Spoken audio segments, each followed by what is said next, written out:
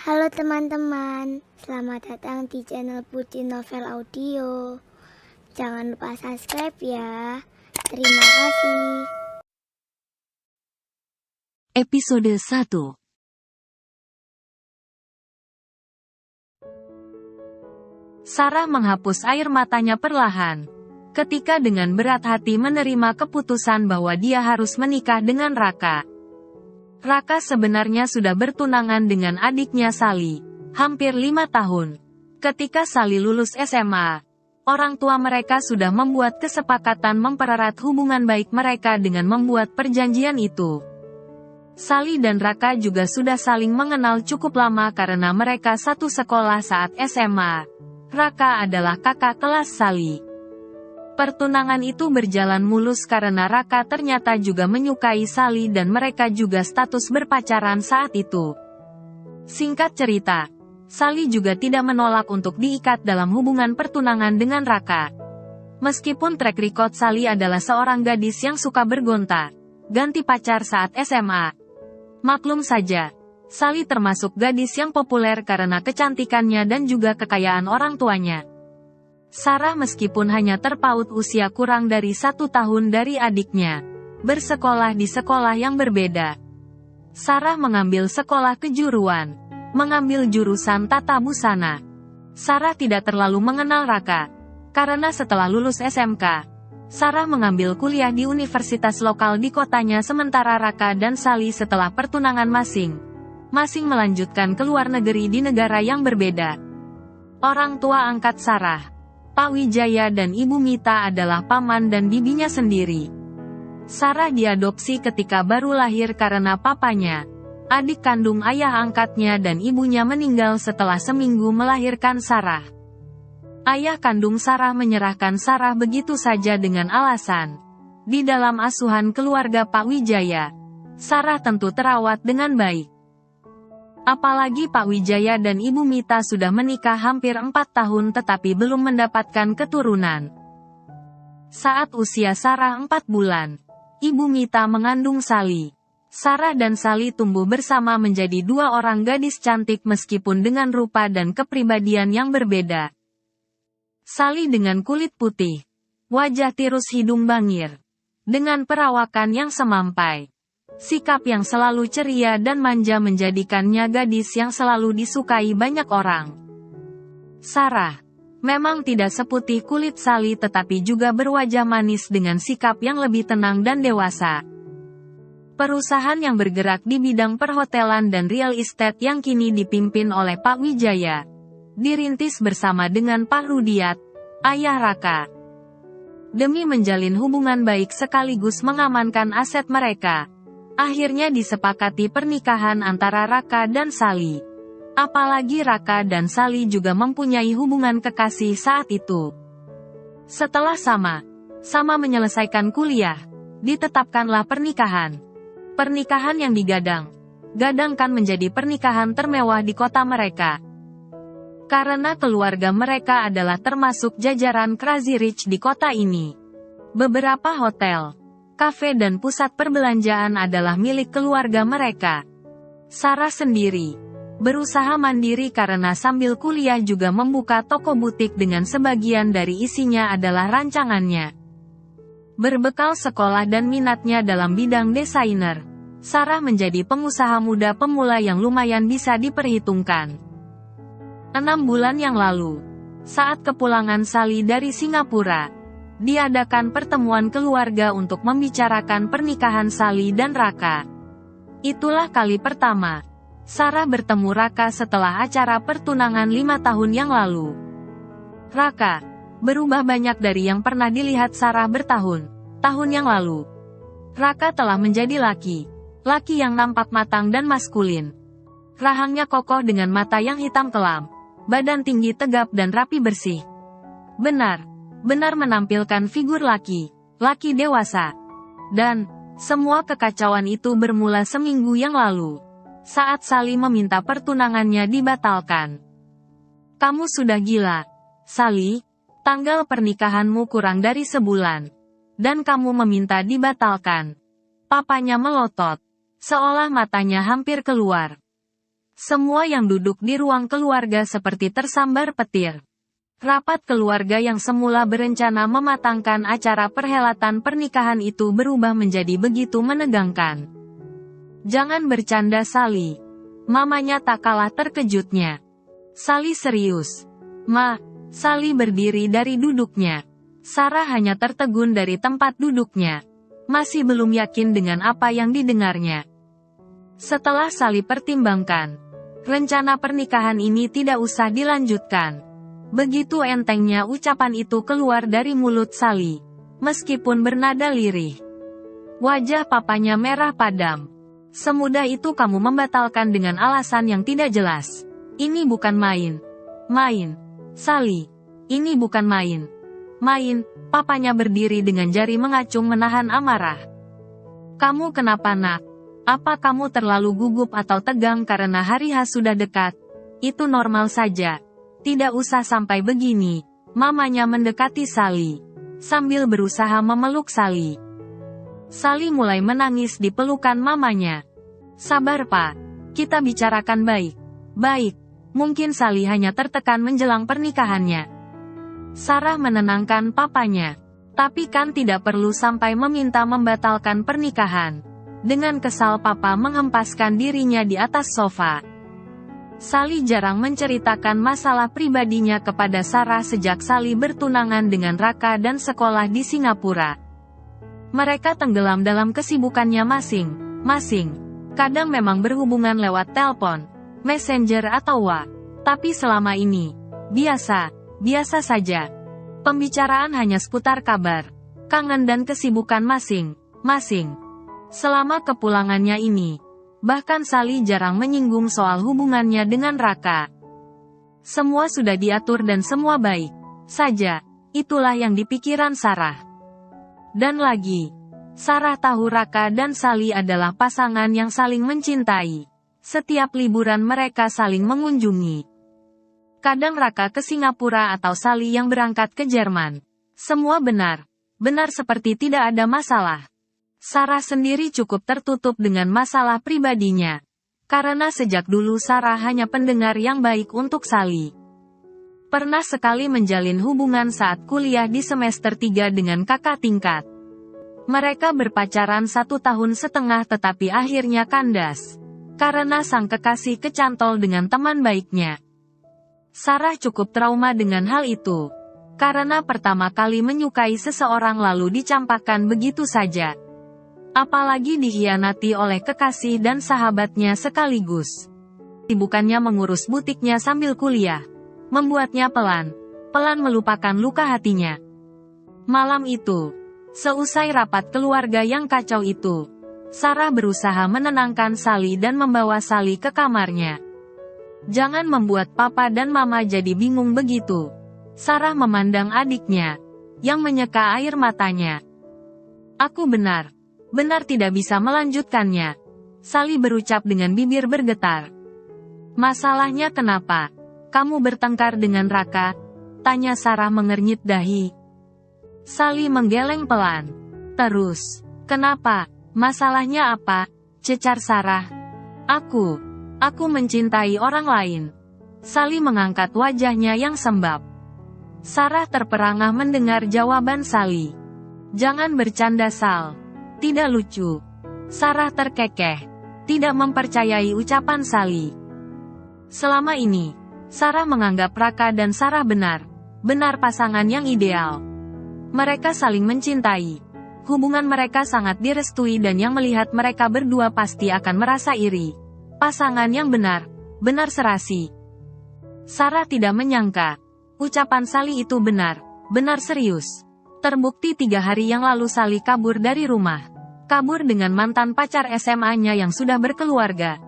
Ternyata hubungan mereka sudah berjalan diam kurang lebih setahun ini.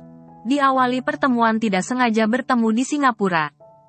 Bram sedang ada perjalanan bisnis dan Sally memang sedang menyelesaikan tahap akhir perkuliahannya. Sally meninggalkan pesan lewat WA kepada Sarah, bahwa Sally benar ingin membatalkan pernikahannya.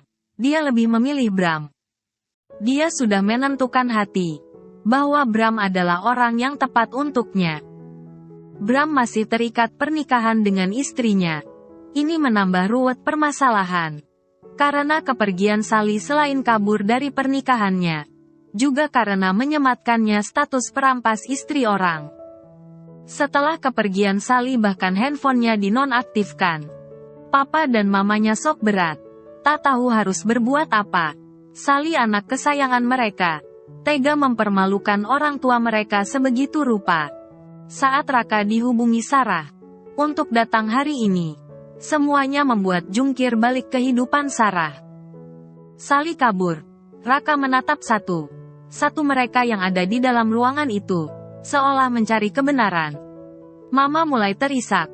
Papa mematung di tempat duduknya tanpa membalas tatapan Raka. Sally kabur, kenapa? Raka masih bertanya. Belum yakin. Sarah menelan liurnya, berusaha menenangkan hatinya.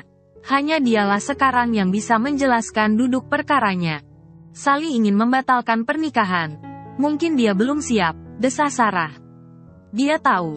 Alasan yang benar tidak masuk akal itu tentu saja tidak akan bisa meyakinkan Raka. Mereka semua sudah dewasa dan rencana pernikahan bukanlah hal yang main. Om, Tante, apakah persoalan ini harus ku sampaikan ke Papa dan Mama? Tanya Raka dengan wajah mengeras. Setelah, dengan berpuluh kali permintaan maaf dan permohonan disela tangis Mama Sarah, akhirnya Raka bisa ditenangkan. Setelah melalui pembicaraan dari hati ke hati, mereka mencari jalan keluarnya.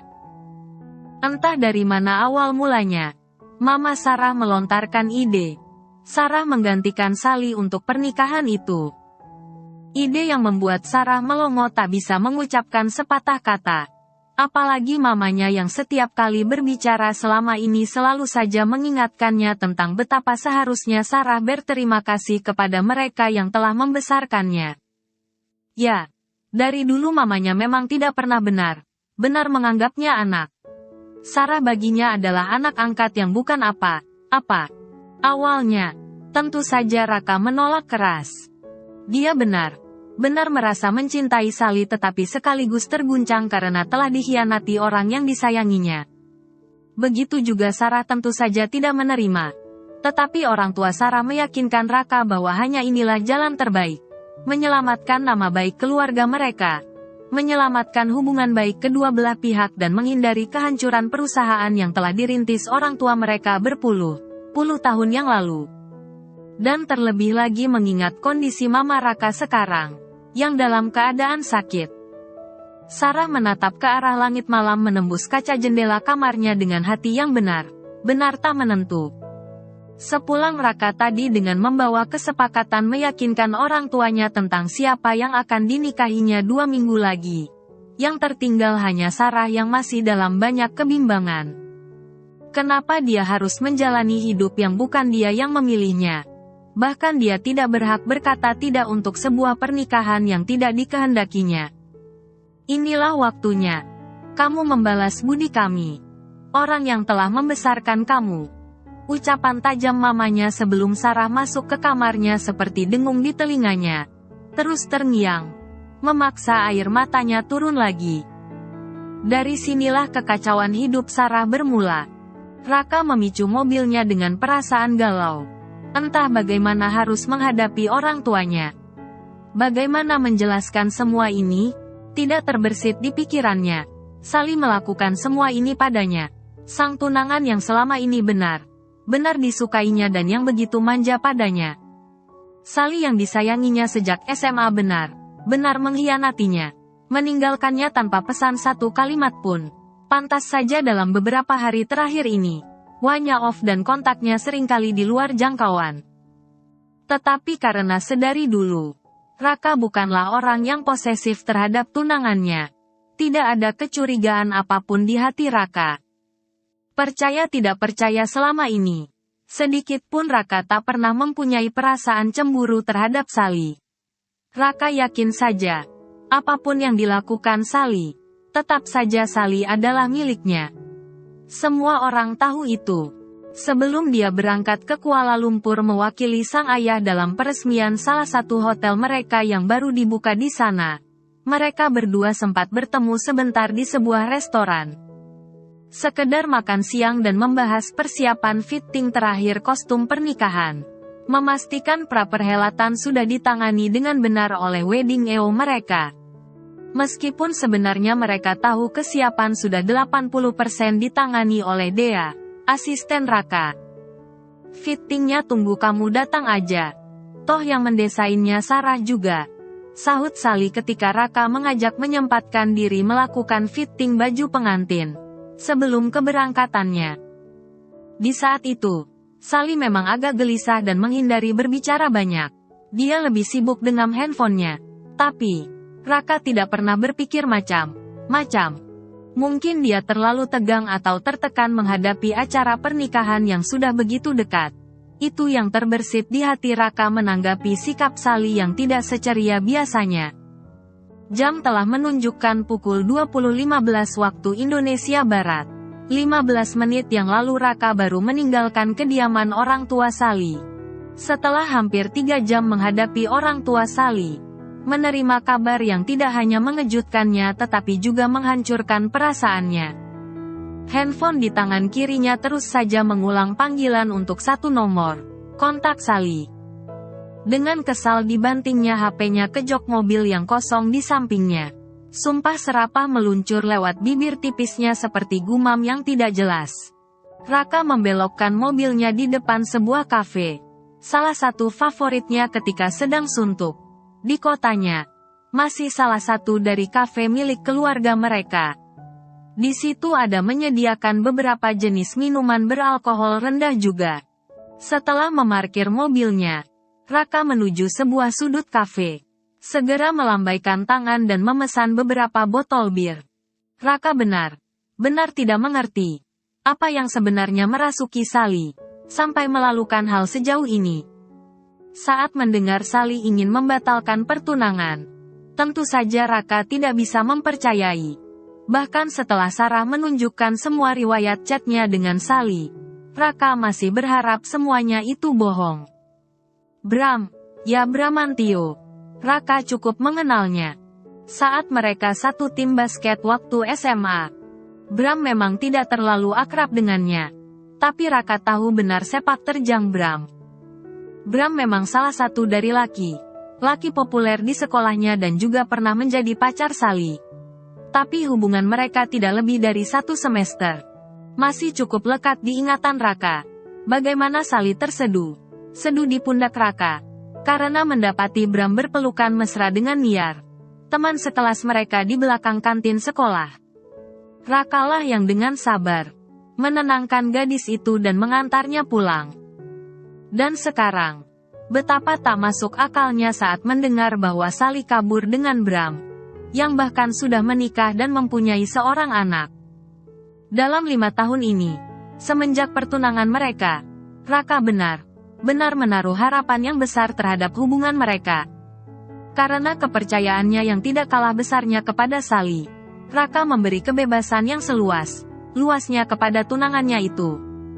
Dulu, di saat masih satu sekolah, memang Sally adalah gadis yang terkenal karena beberapa kali mempermainkan pacarnya.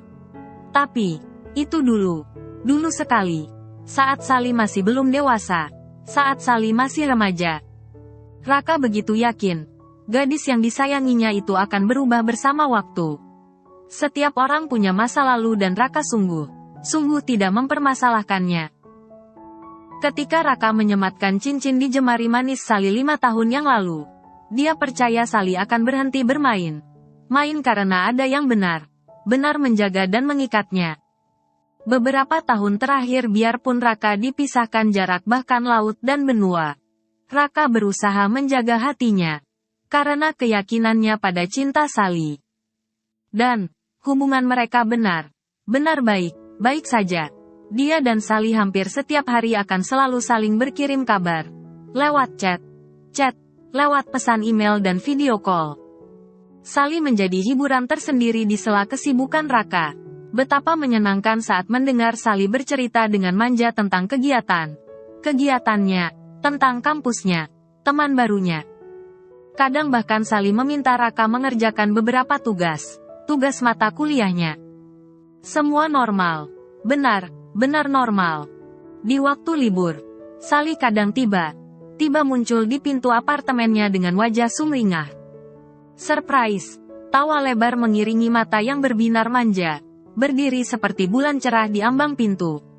Dan kemudian banyak waktu yang mereka lalui berdua, menyusuri jalan di kota Berlin.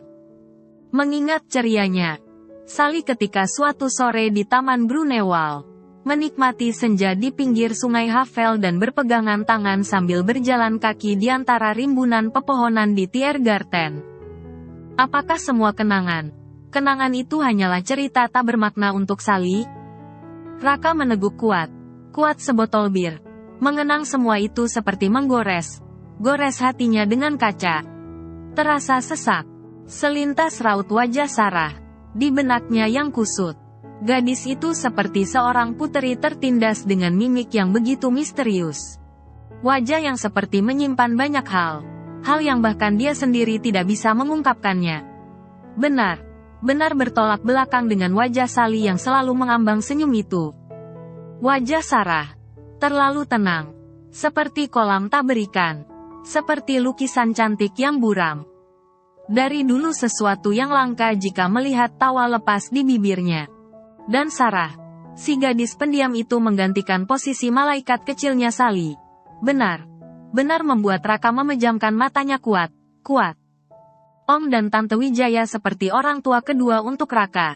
Kedua orang tua mereka adalah founder yang mendirikan perusahaan secara bersama. Sama dari awal. Sampai kemudian menguasai hampir setengah dari bisnis perhotelan, mall dan kafe di kotanya. Membatalkan pernikahan mereka tentunya sebuah goncangan yang hebat bagi dua keluarga ini. Keputusan ada di tangan Raka. Apakah ia bersedia menukarkan pernikahannya dengan gadis yang dicintainya dengan seorang gadis yang hampir tak dikenalnya itu untuk menyelamatkan hubungan mereka? Ataukah Raka harus mengambil resiko dengan meninggalkan semua prahara ini? Mata Raka nanar memandang setengah lusin botol bir di depannya. Banyak hal yang melintas di kepalanya. Wajah Sally, bayangan gelap Sarah, tangisan Om dan Tante Wijaya, wajah mamanya yang dalam perawatan setelah terserang stroke. Dan bayang sebuah pesta pernikahan yang hancur di tengah badai. Tiba handphone Raka bergetar. Diliriknya dengan enggan. Sebuah panggilan dari Raka hampir meloncat dari tempat duduknya. Ini telepon dari Sally. Halo, Sally. Suara Raka tanpa sadar meninggi. Dengan volume yang cukup mengejutkan dua sejoli yang lagi duduk tidak jauh dari mejanya. Ya, ada suara lirih di seberang. Kamu di mana? Kamu kemana saja? Cecar Raka. Mukanya merah padam menahan emosinya yang campur aduk. Aku minta maaf. Suara lirih milik Sally terdengar bergetar. Maaf untuk apa? Kamu di mana? Aku sekarang ke sana. Kita harus bertemu. Maafkan aku. Kak, aku yang salah. Desah Sally. Kita bertemu sekarang. Kita harus bicara. Raka berteriak keras. Raka, biarkan aku bicara dulu. Kita harus ketemu. Raka menyela dengan gusar. Raka, dengarkan aku. Waktuku tidak banyak. Sebentar lagi aku boarding. Aku minta dengarkan aku. Please. Suara Sally terdengar tegas penuh permohonan. Maafkan aku. Tidak usah menunggu aku lagi. Aku menyesal terlambat menyadari bahwa aku tidak pernah benar mencintaimu. Selama ini ternyata aku hanya menyayangimu. Tidak lebih. Raka terpaku seperti patung. Terpana dengan kalimat yang didengarnya. Aku tahu aku salah. Karena pergi di saat seperti ini. Tapi aku tidak bisa menghabiskan hidupku denganmu. Aku lelah bersembunyi selama ini. Aku minta maaf. Suara di seberang semakin serak. Tapi tidak begini caranya. Apa kamu sudah gila? Kamu tidak memikirkan banyak orang yang bisa gila juga karena kamu. Raka mendengus geram dengan rasa amarah. Semudah itukah Sally meminta maaf untuk semua perbuatannya ini? Suara di seberang mulai terisak. Oke. Kamu tidak perlu memikirkan aku. Tapi apa kamu tidak ingat papa mamamu? Kamu tidak memikirkan perasaan orang tuaku. Kamu tidak memikirkan apa kalau aku bakal jadi bahan tertawaan semua orang. Kamu anggap semua ini lelucon apa? Raka benar. Benar tidak lagi bisa membendung amarahnya. Aku tahu. Aku mengecewakan banyak orang. Tapi aku sudah mengambil keputusan ini. Aku tidak tega membohongimu lebih lama lagi.